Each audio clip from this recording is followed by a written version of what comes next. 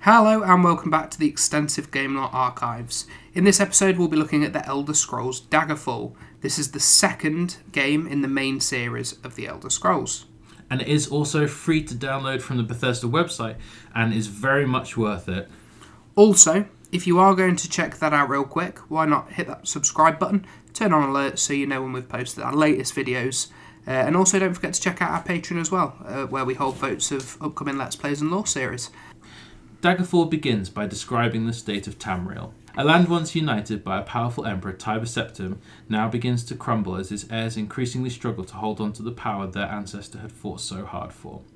There are many reasons for this, and one that can't be ignored is Uriel Septim VII's last battle mage, Jaegir Tharn, imprisoned him and used his usurped power to cause instability throughout the empire. It quickly becomes apparent that the hero is known to the Empire, as he is often called on you for help, and often asks for help very subtly and in the late hours of the night away from prying eyes. On this occasion, though, the Emperor is even more cautious. He informs you that King Lysandus has died in battle, an honourable death, but his spirit has not been allowed to rest. He died in the War of Bethany, which is a battle between the kingdoms of Daggerfall and Sentinel. Such was the war that they both lost their kings on each side and lost a lot of lives, but Daggerfall won the fight over the land.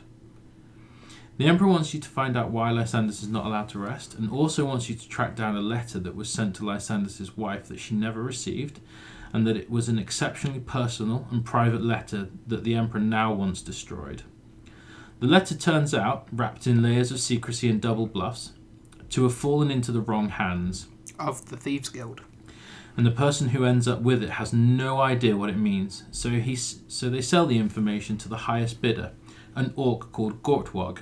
What an amazing orc name. It's just brilliant. The letter contains valuable information about the location of the Mantala, a tool needed to control the Numidium, also known as the Brass Golem. a powerful force that could devastate huge swathes of Tamriel and the people on it. Gortwog asked the King of Worms for some advice, and after all the confusion and spread of knowledge, greedy and powerful eyes begin to focus on the potential of such powerful prize. With this information, you make your way to the Illic Bay in a small, unassuming boat that draws no attention. The voyage goes by peacefully for the time being. Lysandus' son, who took the throne, had made peace with Sentinel and married one of the kingdom's princesses to solidify the peace. As you progress further down the river past Wayrest Harbour, a storm whips up with such ferocity that it flings you from the side of the boat. Against the cliff edge you find a small cave which you manage to find shelter in, and the way out furrowed into the back of the rocks. Here you are contacted by the royal families of Wayrest, Sentinel and Daggerfall. They all seek your cooperation and all want to bring an end to the swirling conflicts between them. Mostly. First, it is off to Sentinel. The prince has a missing older brother and he's unable to figure out what happened to him, and he needs you to find the answers.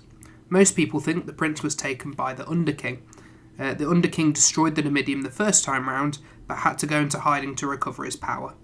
After following the most popular theories and rumours, you travel to Castle Phalim and find the princess's diary. In the diary you find out that Lysandus had an affair with his court sorceress, and she may be able to help you further in finding out why Lysandus is unable to rest. And so, to the Isle of Balferia, where the sorceress lived in the Dirini Tower. After fighting to the centre of the tower, you find that she's not there out of choice, but is rather trapped and the tower's cursed. She needs you to retrieve a great unicorn horn so she can break the curse of the tower. King Lysandus' mother once knew the location of the horn, but as you quickly find out, she's start raving mad. Stop yourself there. Yeah. In spite of this, you are able to locate the horn. When you return to Lysandus' mother, you find out that she was the one who cursed the tower. With the curse lifted, you are invited to Sentinel. When you arrive in Sentinel and you've gained the royal family's trust, they ask you to infiltrate the castle of Wayrest to retrieve an old heirloom. It's an old painting that shows some kind of treachery between Daggerfall and Wayrest. Soon, the Underking also reaches out to you and asks you to retrieve an item that was stolen from him. The item itself is actually unimportant and is actually randomly generated, but it's what he tells you after that is of consequence. He says that Lysandus was not killed in battle as originally believed, but killed before the battle in an act of treachery. His body was not burned under the monument to him, but was actually taken elsewhere. Armed with this knowledge, you know where to look to put Lysandus to rest. However, the sorceress from the Durrani Tower sends you a vision, saying she knows of a power that will calm his soul, but it's in the citadel of Orsinium, and you must persuade them to furnish you with this power before gaining their trust. Warlord of Orsinium, Gortwag, tells you that the item needed is some magic dust that is actually back on the island that you've just come from. We had sent it there anyway, but somewhere along the way it went missing on the island beneath Durrani Tower. With the dust prepared, you can take it to Lysandus' body, and he will be soothed enough to tell you who killed him, and that to lay his spirit to rest he wants revenge. Now there are actually a couple of ways to get this revenge for him, and that's either to kill his assassin, or to prove that his assassin was the traitor and have him sent to jail. Whichever way you end up doing it, Lysandus is finally able to rest. Which means we can tick off the first part of the Emperor's mission. It's now time to chase down this letter. Eventually, you track down the Emperor's messenger and find out that the Orcs of Orsinium have the letter you are looking for. Like we said before, it was sold to the Orcs by the Thieves Guild, and they bought it as a means to blackmail the Emperor. Upon speaking to Gortwag, he tells you he's more than happy to hand you the letter, but you have to go and find it first. He offers this as he knows that the Orcs in the city will make it difficult, and he uses it as a way to test your strength. Once it's been retrieved and you open it, as any self-respecting messenger should, to find talk of the Totem of Tiber Septim, the tool used to control the Numidium alongside the Mentala. It appears the totem was with a lord in Wayrest, but has since been taken and needs to be retrieved from somewhere in Daggerfall Castle. Once retrieved from their treasury, you have the tricky task of deciding who to give it to, as everyone seems keen to have it. First, Sentinel want it. As supporters of the Empire, they believe they represent what the Empire want to do with it. Wayrest want it, and say they will match any offer that anyone else puts on the table for it. Gortwag wants it to allow the Orcs a stable homeland free from prosecution. The King of Worms, Monomarco, puts in a bid to take the powerful tomb from Nirn to Aetherius, where it could not be wielded again. Although he does have more sinister motivations.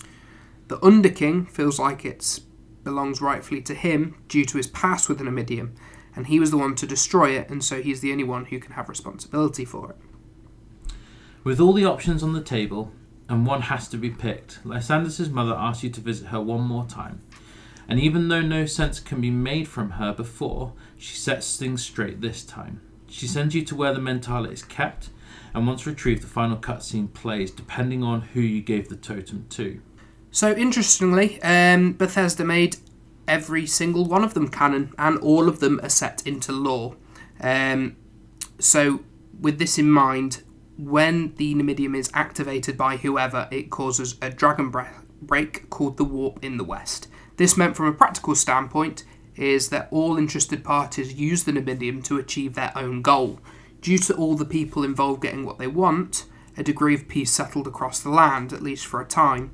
And that's the end of Daggerfall. So let us know which ending you guys would have picked in the comments below, and don't forget to check out the rest of the videos on our Patreon. Thanks for watching the Game Archives.